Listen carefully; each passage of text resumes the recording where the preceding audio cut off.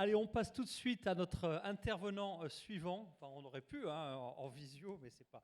Allez, Dominique, venez vite me rejoindre pour notre prochain focus. Je perds tout. Bah, c'est en direct. Voilà. Alors, de quoi va-t-on parler? Data Space européen pour la mobilité, la logistique et un beau cas autour du tourisme. C'est bien ça. En avant.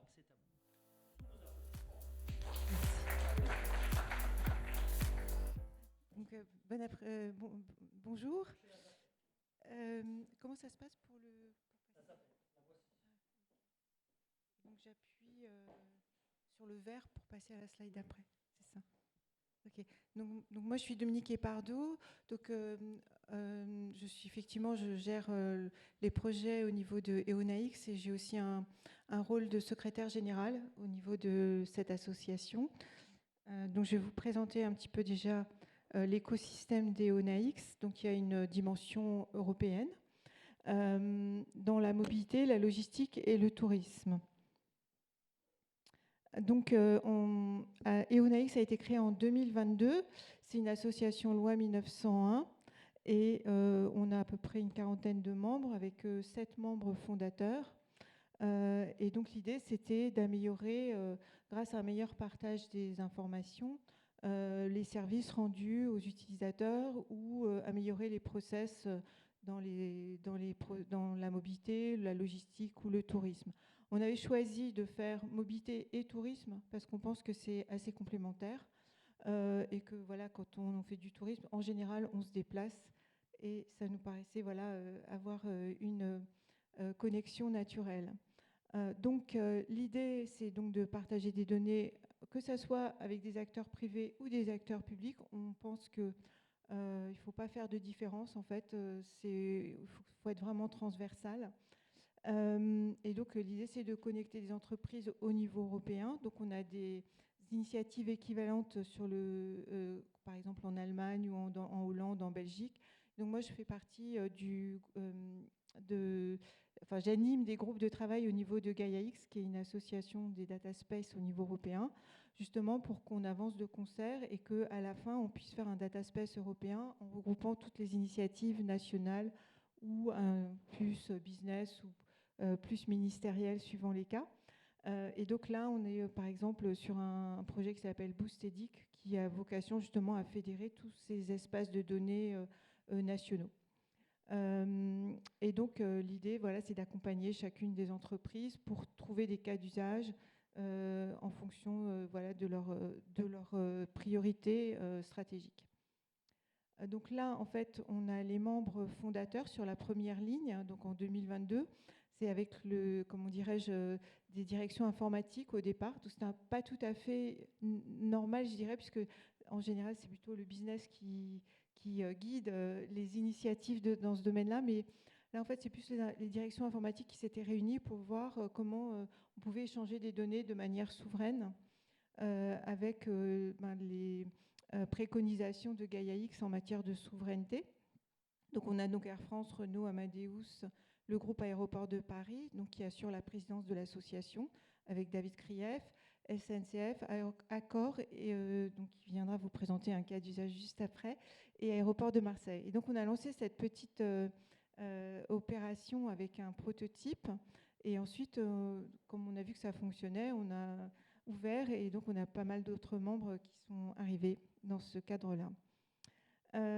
Et donc notre premier cas d'usage, c'était pour les Jeux Olympiques. Donc on a géré 60 000 personnes, les délégations olympiques, depuis leur arrivée à l'aéroport jusque dans leur lieu d'hébergement, soit le village olympique, soit les hôtels qui avaient été prévus. Et donc il fallait orchestrer les bus, les camions qui transportaient les kayaks et autres équipements sportifs, les perches, les chevaux, et les arrivées en retard des avions ou les bus qui étaient en retard. Et donc voilà, tout ça a été coordonné via cet espace de données. Et franchement, ça a été un succès. On est très très fiers d'avoir fait ça. Et donc, ce que vous voyez à l'écran, c'était un prototype qu'on avait fait avant les Jeux Olympiques pour tester que ça fonctionnait, où chaque membre fondateur avait mis des données pour essayer de tester le fonctionnement. Et ce qu'on voit, c'est un constat au niveau européen, c'est qu'on a à peu près 80% des données privés qui ne sont pas partagés pour l'instant. Donc on considère vraiment qu'il y a un potentiel gigantesque à partager des informations. Et même entre concurrents, il peut y avoir des choses qui ne sont pas gênantes pour être partagées. Et donc EONA, c'est vraiment l'idée de coordonner en fait toutes ces initiatives.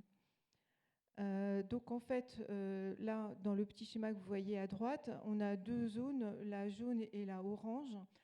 Donc c'est vraiment la partie tourisme, alors je crois que c'est en jaune, et la partie bleue, c'est la mobilité.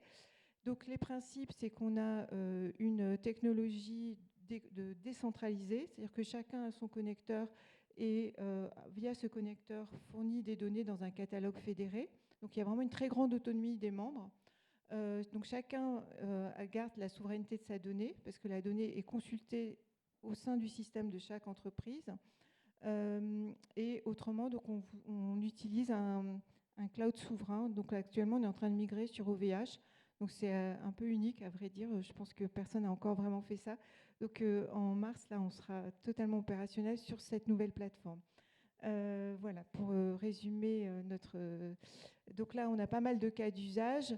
Les Jeux Olympiques, je vous en ai parlé. Et donc, on a des cas d'usage européens avec comment dirais-je, des financements et des cas d'usage business. Donc, on vous présentera tout à l'heure. Voilà, et donc je vais laisser la place aux questions, puisque là, je pense que j'ai couvert à peu près tous les sujets que je voulais vous présenter. J'étais inquiet quand vous disiez tout à l'heure, mais si vous laissez la place aux questions, c'est parfait. On peut vous applaudir. Merci pour ce bel exemple. Alors, témoignages, questions, réactions, critiques, réactions hargneuses. Non, ça, c'est pas le... Alors, plein de questions. Allez, qui a dit que c'était l'heure de la sieste? C'est parti. Moi, j'ai une première question qui est... merci pour cette présentation. Quelles sont les prochaines étapes que vous envisagez? Comment est-ce que vous souhaiteriez qu'EONAX évolue? Quels sont peut-être des secteurs d'activité autres que vous aimeriez connecter? Et quels sont les cas d'usage auxquels aujourd'hui vous avez pensé et que vous ne pouvez pas encore mettre en œuvre parce qu'il vous manque peut-être certains acteurs?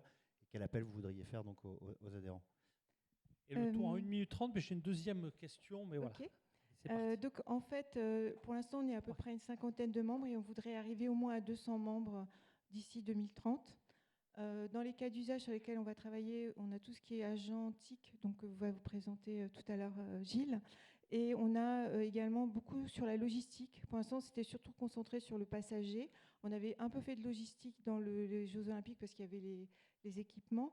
Mais là, vraiment, notamment avec CMA, CGM, on travaille sur de la décarbonation de la logistique en faisant du report modal sur du ferroviaire et du fluvial.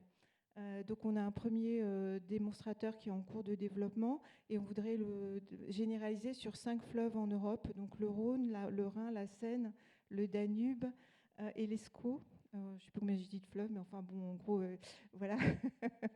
et donc tous ceux qui sont intéressés sont les bienvenus pour se joindre à nous. Allez, comme on est contraint par le temps, 2 questions, on va les poser d'un coup, comme ça vous allez pouvoir répondre ensemble.